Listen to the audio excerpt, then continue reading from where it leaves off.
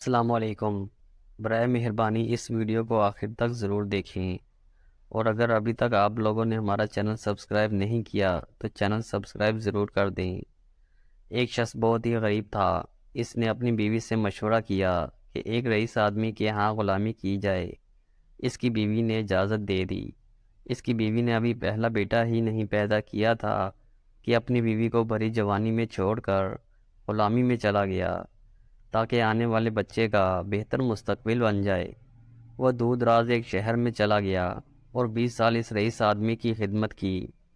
20 سال بعد رئیس آدمی سے اجازت لی کہ وہ اب گھر جانا چاہتا ہے۔ رئیس آدمی سخی بھی تھا۔ اس نے بہت ساری بکریاں، گائے، بھینس اور اونٹ دیے اور امیر اور مالا مال بنا کر واپس بھیجا۔ وہ واپس آ رہا تھا کہ صحرا سے گزر ہوا اور راستے میں اسے ایک جھونپڑی ملی۔ اس میں ایک درویش آدمی تھا۔ اس کے پاس رات گزاری۔ غریب شخص نے رات کو درویش آدمی سے گزارش کی کہ وہ اسے نصیحت کرے۔ درویش نے کہا کہ میں نصیحت تو کروں گا، لیکن میں نصیحت کرنے کی قیمت وصول کروں گا۔ اس نے قیمت پوچھی۔ کہا ہر نصیحت کے بدلے ایک اونٹ۔ اس نے کہا کہ میں مالدار ہوں، نصیحت مل جائے تو اونٹ کی کوئی بات نہیں۔ اس نے قیمت ادا کی۔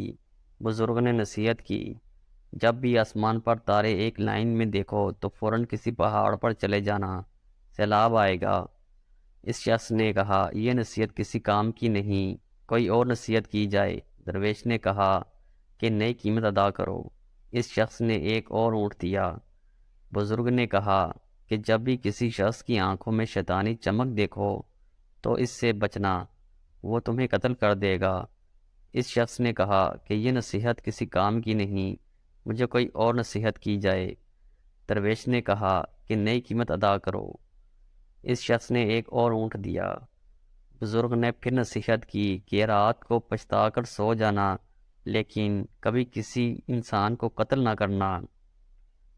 اس شخص نے سوچا کہ 3 اونٹ ضائع ہو گئے اور چپ کر کے سو گیا۔ صبح وہ چل دیا۔ سفر لمبا ہونے اور کئی دن کا سفر ہونے کی وجہ سے وہ 3 نصیحتیں بھول گیا۔ وہ ایک رات ایک گاؤں میں پہنچتا ہے۔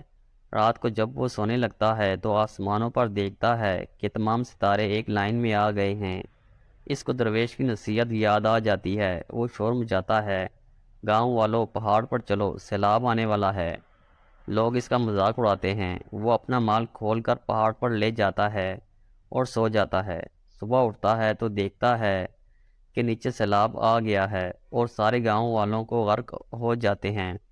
وہ کچھ دن پہاڑ پر رہتا ہے۔ سیلاب کا پانی اترتا ہے تو وہ اگلی منزل پر چل پڑتا ہے۔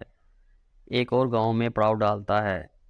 ایک شخص کے گھر قیام کرتا ہے جو کہ باتیں کرنے کا تو وہ بہت ہی اچھا معلوم ہوتا ہے، لیکن اس کی آنکھوں میں وہی شیطانی چمک دیکھ کر وہ چونک جاتا ہے۔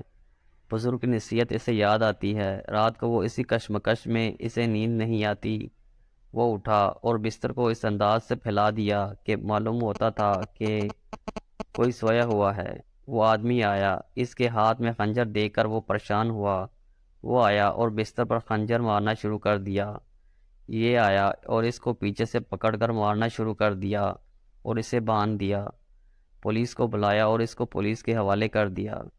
آخرکار وہ رات کو اپنے گاؤں میں پہنچتا ہے اور اپنے گھر کے پاس پہنچ کر دیکھتا ہے گھر میں اس کی بیوی کسی گڑیل نوجوان کے ساتھ والی چارپائی پر سوئی پڑی ہے۔